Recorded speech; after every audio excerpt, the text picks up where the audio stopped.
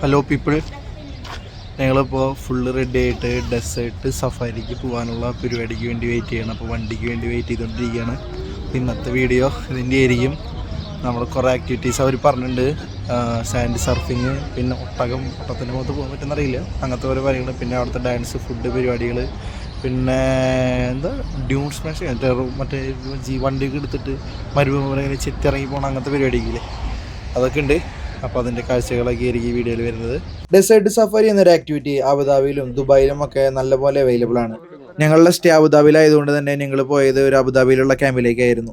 Personally ഞാൻ ഈ ഒരു ആക്ടിവിറ്റിക്ക് ഭയങ്കര എക്സൈറ്റഡ് ആണ്. കാരണം ഞാൻ ഇതുവരെ മരുഭൂമി കണ്ടിട്ടില്ല. അതുകൊണ്ട് തന്നെ ഇതുപോലുള്ള ഒരു ആക്ടിവിറ്റി എനിക്ക് എൻറ്റയർലി ന്യൂ ആണ്. പേരൻസിൻ്റെ കൂടെ പോകുന്നതുകൊണ്ട് തന്നെ നമ്മൾ അധികം അഡ്വഞ്ചറസ് ഒന്നും പിടിക്കാതെ ഭയങ്കര ബേസ് ആയിട്ടുള്ള ഒരു ആക്ടിവിറ്റിയാണ് പ്ലാൻ ചെയ്യുന്നത്.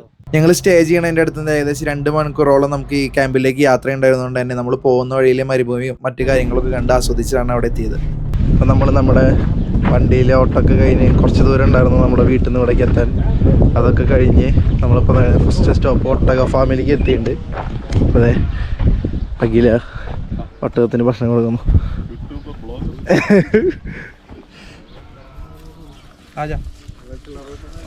അകത്ത് കയറിക്കോ, കേറ്.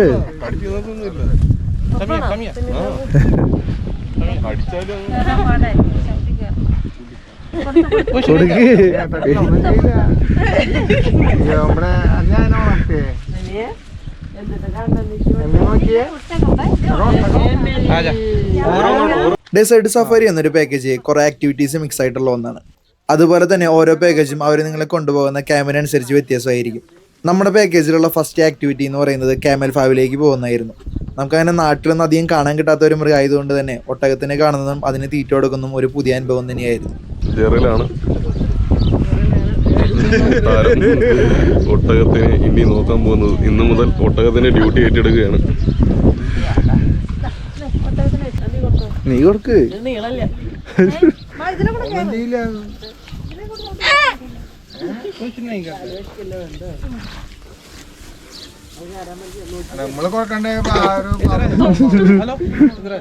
അടുത്തേക്ക് വാ. നെഹിയാ हम नहीं तुम नहीं कुछ नहीं करता है. डर लगता है. അവരൊന്നും ചെയ്യില്ല. ആണോ ഇത്രയ്ക്ക് ആജ മതി.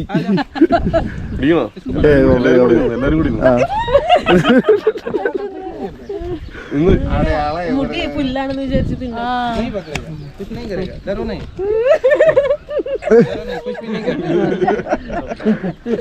ക്യാമൽ ഫാമിലെ കാഴ്ചകളെല്ലാം കഴിഞ്ഞ് ഞങ്ങൾ ഞങ്ങളുടെ അടുത്ത ലൊക്കേഷനിലേക്ക് പോയി. സഫാരിയുടെ റിയൽ ത്രില്ല് ഇനിയാണ് തുടങ്ങുന്നത്. മരുഭൂമിയുടെ ഉള്ളിൽ മണൽമലകളുടെ ഇടയിലൂടെ Dune bashing. Actually Dune bashing കുറച്ച് എക്സ്ട്രീം ആയിട്ടുള്ള ഒരു ആക്ടിവിറ്റിയാണ്.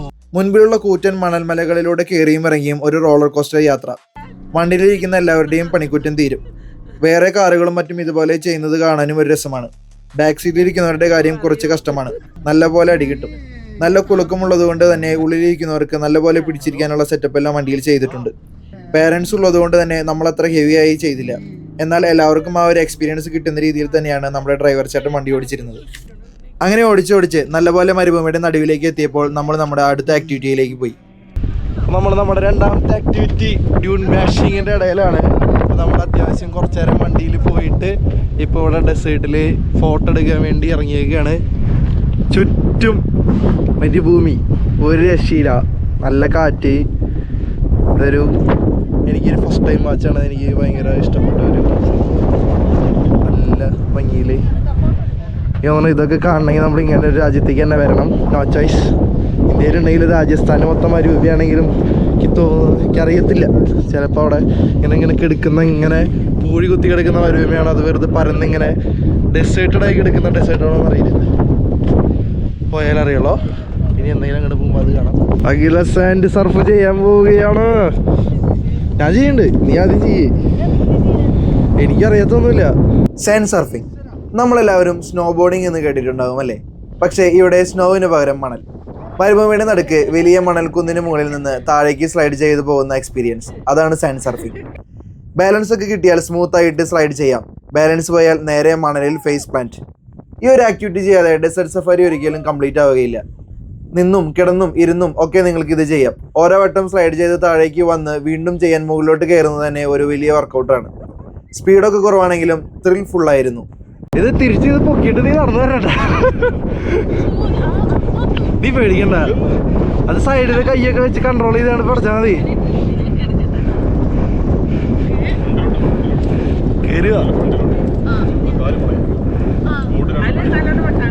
പോകോ.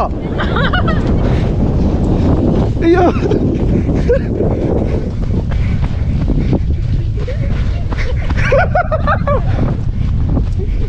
പൊക്കോ.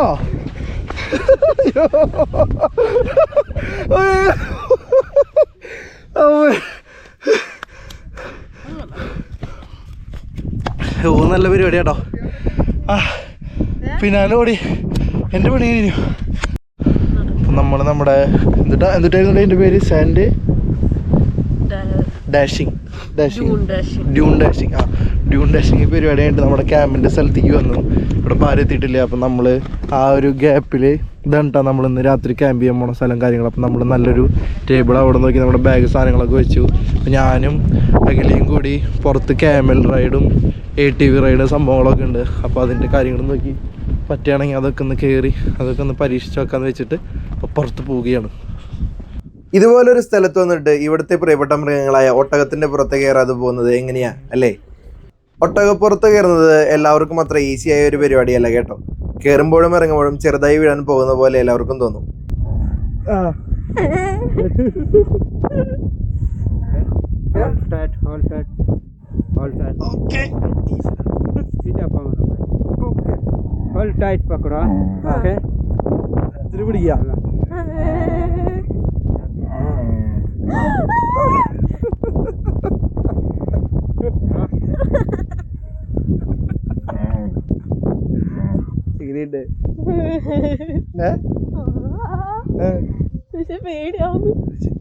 ഞങ്ങളെ പോലെ തന്നെ ഞങ്ങളുടെ വീട്ടുകാരും നല്ലപോലെ ആക്ടിവിറ്റീസ് ഒക്കെ എൻജോയ് ചെയ്യുന്നുണ്ടായിരുന്നു.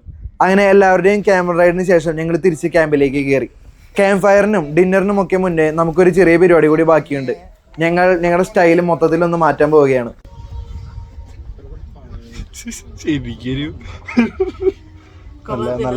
നല്ല അറബത്തിയുടെ മാതിരിയുണ്ട്. എന്നെ കാണാൻ ഭംഗിയുണ്ട്. സുന്ദരൻ തന്നെ ഞാൻ. ഞങ്ങൾ അറബിയും സ്ത്രീകളുടെ ഒരേ അറിയില്ല. അറബത്തി. ദിസ് ഈസ് അൽജറിൽ, ദിസ് ഈസ് അല്ലഗില. പക്ഷെ നല്ല രസമുണ്ടല്ലോ. അവർ എന്നെ കാണാൻ ശരിക്കും അറബിയുടെ മാതിരി ഉണ്ടെന്ന് പറയണേ. എനിക്കും എന്നെ കാണുമ്പോൾ അറബിയുടെ മാതിരി ഉണ്ടെന്ന് എനിക്ക് തോന്നണേ. എന്താണ് നിങ്ങളുടെ അഭിപ്രായം എന്ന് കമൻറ്റ് സെക്ഷനിൽ അറിയിക്കേണ്ടതാണ്. This is അറബത്തി.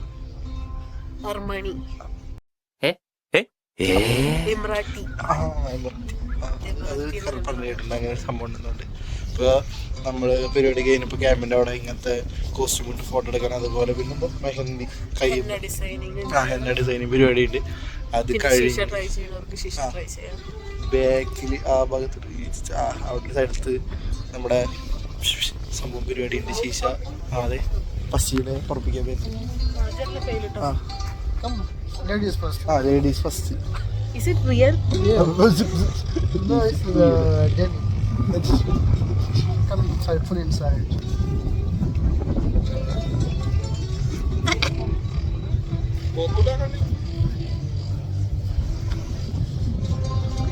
അപ്പോൾ നേരത്തെ പറഞ്ഞ മാതിരി നമ്മുടെ ഇടയിൽ പരിന്ത് വന്നിട്ട് നമ്മുടെ വീഡിയോ ബ്രേക്കായി.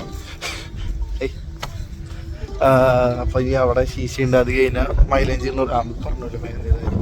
അത് കഴിഞ്ഞാൽ ഫുഡ്, പിന്നെ ബെല്ലി ഡാൻസ്. ഇവിടെ ഒരാളിപ്പോ തന്നെ ചെറിയ കണ്ടിട്ട് ഒറിജിനൽ എന്താ ചെയ്യാ, ലുക്സ് ഒരു ചാപ്പായി മാറിക്കൊണ്ടിരിക്കുക. Okay bye. ശരി. അങ്ങനെ അറബ് വേഷമൊക്കെ ഇട്ട് കുറച്ച് ഫോട്ടോസൊക്കെ എടുത്തതിന് ശേഷം ഞങ്ങൾ ഞങ്ങളുടെ നെക്സ്റ്റ് പരിപാടിയിലേക്ക് കിടന്നു. എന്നെ കാണാണ്ടെന്ന് എനിക്കറിയില്ല. അഖില അവിടെ മറ്റേ ഹെന്ന പരിപാടി ചെയ്തുകൊണ്ടിരിക്കുക. അവിടെ ഫുഡും കാര്യങ്ങളൊക്കെ അറേഞ്ചായി റെഡി ചെയ്യുന്ന പറഞ്ഞിട്ട് അവർ വിളിച്ചിട്ടുണ്ടായിരുന്നു. അപ്പോൾ കുറേ പേരൊക്കെ ഫുഡ് കളക്ട് ചെയ്യാൻ പോയി. ഇതിവിടെയാണ് ലേറ്റർ നമ്മുടെ പരിപാടി നടക്കുന്ന സ്ഥലം. ഇവിടെ നടുക്കിൽ ഒരു സൈഡിലും ചുറ്റവരിങ്ങനെ എല്ലാവർക്കും ഇരിക്കാനുള്ള സെറ്റന്മാരുണ്ട്. അപ്പോൾ നമ്മൾ ആദ്യം വന്നിട്ടുണ്ട്. നല്ലൊരു സ്ഥലം നോക്കി പിടിച്ചിട്ടുണ്ട്. ഫുഡ് കാര്യങ്ങളും അതുപോലെ തന്നെ ക്യാമറ റൈഡും എല്ലാം ഈ പാക്കേജിൽ തന്നെ അവൈലബിൾ ആണ്. നല്ല രീതിയിലുള്ള ഒരു ഡിന്നർ തന്നെ ഇവർ പ്രിപ്പയർ ചെയ്തിട്ടുണ്ടായിരുന്നു. അങ്ങനെ ഫുഡൊക്കെ കഴിച്ച് നമ്മൾ ബെല്ലി ഡാൻസും സൂഫി ഡാൻസും ഒക്കെ കണ്ട് എൻജോയ് ചെയ്തിരുന്നു.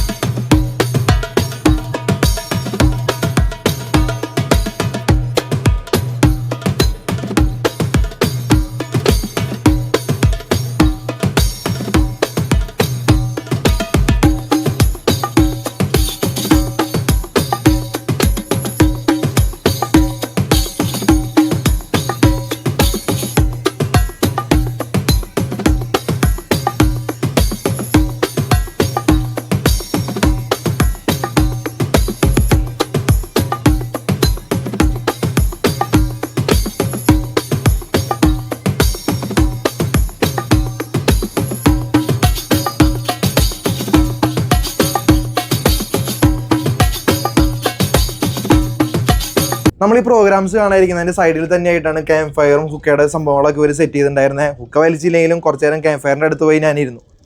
നമ്മുടെ പരിപാടികളൊക്കെ കഴിഞ്ഞു, എല്ലാം കഴിഞ്ഞു. ഡാൻസ് പരിപാടി എല്ലാം ഉഷാറായിരുന്നു, സൂപ്പർ പരിപാടികളായിരുന്നു. അപ്പോൾ നിങ്ങൾ വീഡിയോ ഇഷ്ടപ്പെട്ടെങ്കിൽ സബ്സ്ക്രൈബ് ചെയ്തിരിക്കാൻ മറക്കരുത്. അപ്പോൾ നമ്മുടെ UAE ബാക്കി യാത്രകളുടെ വിശേഷങ്ങൾ തുടർന്ന് ഈ ചാനൽ വരുന്നതായിരിക്കും. പിന്നെ പോകുന്നതിന് മുന്നേ ഇതാ ഈ ഒരു സ്ഥലത്താണ് നമ്മുടെ മൊത്തം പരിപാടി നടന്നത്. ഇവർ എല്ലാം കഴിഞ്ഞിട്ട് ഇവിടുത്തെ ഫുള്ള് ലൈറ്റ് ഓഫ് ചെയ്തിട്ട് മുകളിലെ നക്ഷത്രങ്ങളിലെ സ്റ്റാർ ഗേസിംഗ് എന്ന് പറഞ്ഞിട്ട് ഒരു 5 മിനിറ്റ് 10 മിനിറ്റിൻ്റെ അടുത്ത് ഫുള്ള് ലൈറ്റ് ഓഫ് ചെയ്തിട്ട് നിർത്തിയതായിരുന്നു. കിടിലൻ പരിപാടിയായിരുന്നു. അപ്പോൾ ഇങ്ങോട്ട് വരുമ്പോൾ ഒരിക്കലും മറക്കരുത്. ഇവരുടെ ഡീറ്റെയിൽസും കാര്യങ്ങളൊക്കെ ഞാൻ വീഡിയോയുടെ അടിയിൽ ഡിസ്ക്രിപ്ഷനിൽ ആഡ് ചെയ്യുന്നതായിരിക്കും. അപ്പോൾ അടുത്ത വീഡിയോ കാണാം. Bye bye.